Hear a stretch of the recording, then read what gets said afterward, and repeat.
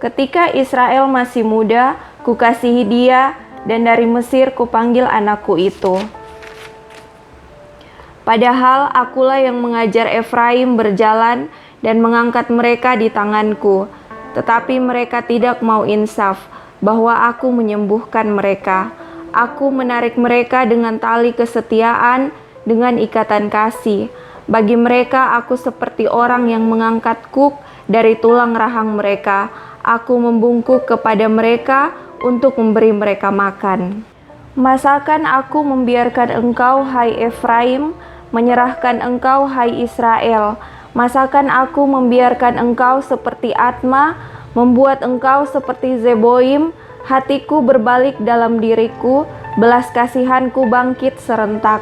Aku tidak akan melaksanakan murkaku yang bernyala-nyala itu, tidak akan membinasakan Efraim kembali, sebab aku ini Allah dan bukan manusia, yang kudus di tengah-tengahmu, dan aku tidak datang untuk menghanguskan.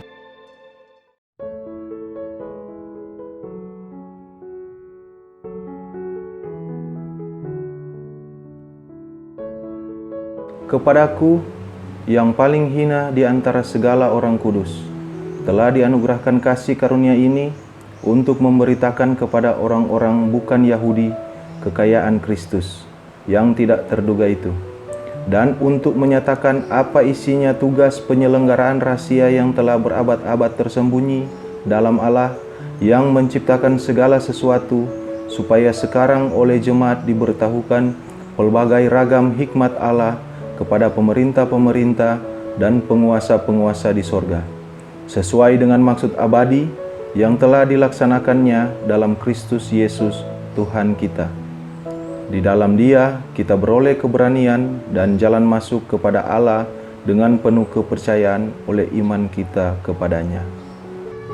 Itulah sebabnya aku sujud kepada Bapa, yang daripadanya semua turunan yang di dalam sorga dan di atas bumi menerima namanya.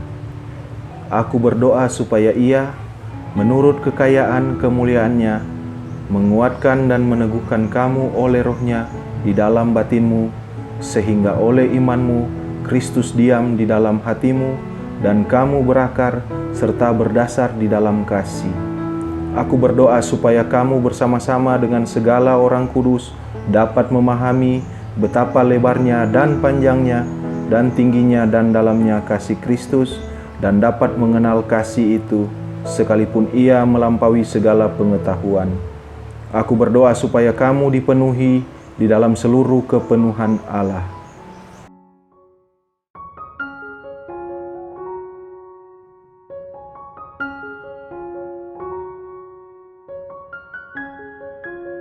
Karena hari itu hari persiapan, dan supaya pada hari Sabat mayat-mayat itu tidak tinggal tergantung pada kayu salib, sebab Sabat itu adalah hari yang besar, maka datanglah orang-orang Yahudi kepada Pilatus dan meminta kepadanya supaya kaki orang-orang itu dipatahkan dan mayat-mayatnya diturunkan.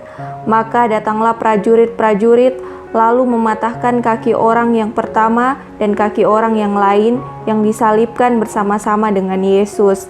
Tetapi ketika mereka sampai kepada Yesus dan melihat bahwa Ia telah mati, mereka tidak mematahkan kakinya. Tetapi seorang dari antara prajurit itu menikam lambungnya dengan tombak, dan segera mengalir keluar darah dan air. Dan orang yang melihat hal itu sendiri yang memberikan kesaksian ini, dan kesaksiannya benar. Dan ia tahu bahwa ia mengatakan kebenaran supaya kamu juga percaya. Sebab hal itu terjadi supaya genaplah yang tertulis dalam kitab suci.